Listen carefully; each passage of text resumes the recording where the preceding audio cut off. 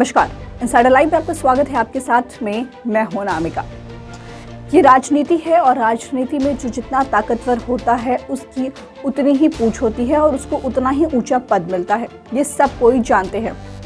एक वक्त था जब ना सिर्फ सिवान में बल्कि पूरे बिहार में मोहम्मद दिवंगत सांसद शहाबुद्दीन की तूती बोलती थी। सब लोग जानते हैं कि शहाबुद्दीन नाम जो था वो काफ़ी ज़्यादा चर्चित था। शहाबुद्दीन लालू यादव को अपना नेता मानते थे और पूरी तरीके से राजद पार्टी के लिए समर्पित थे। यही वजह थी कि उस वक्त लालू यादव की पार्टी यानी कि राजद को मुस्लिम समुदाय का पूरा समर्थन प्राप्त था और तब पार्टी जो थी यानी कि राजद पार्टी जो थी वो तब MY समीकरण पर काम करती थी। लेकिन वक्त बदला और सब कुछ बदलता चला गया। पार्टी की कमान तेजस्वी यादव के हाथ में सौंपी गई और तेजस्वी यादव MY समीकरण को बदल करके A to Z समीकरण कर दिए, यानी कि अब राजद पार्टी जो है वो A to Z समीकरण पर चलती है।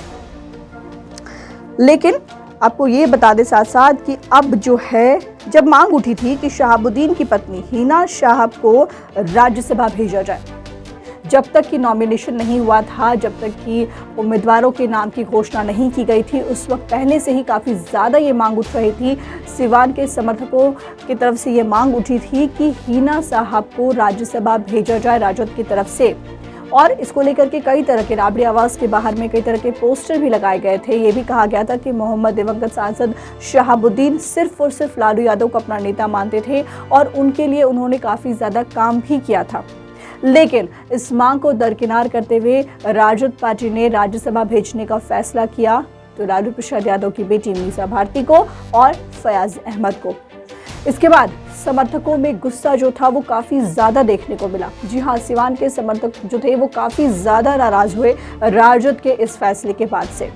और अब हिना साहब पर कहीं ना कहीं ये दबाव डाला जा रहा है समर्थकों की तरफ से कि वो राजद पार्टी से इस्तीफा दे दें। लगातार ये मांग हो रही है कि वो हिना साहब जो हैं वो RJD से इस्तीफा दें। शहाबुद्दीन के एक दोस्त ने अपना नाम छुपा कर रखने की शर्त पर दावा किया है कि 3 से 4 दिन में हिना साहब जो हैं वो राजद को टाटा बाय बाय कह देंगी। जी हाँ, तो काफ़ी बड़ी बात है। अगर हिना साहब राजद को छोड़ देती हैं तो क्या कुछ हो सकता है, पार्टी को कितना नुकसान हो सकता है और हिना साहब का अगला कदम क्या कुछ हो सकता है, ये तमाम तरह के जो सवाल हैं वो सामने आएंगे।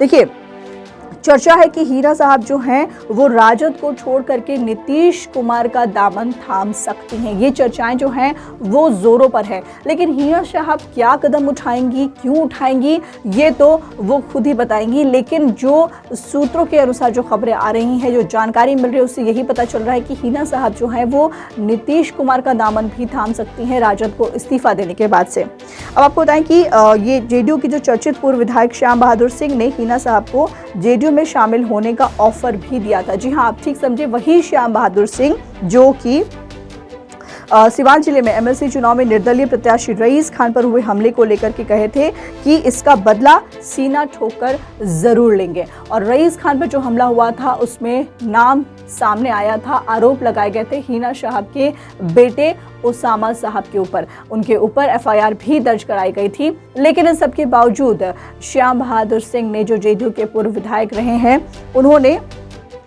श्याम बहादुर सिंह ने हिना साहब को JDU में शामिल होने का ऑफर दिया।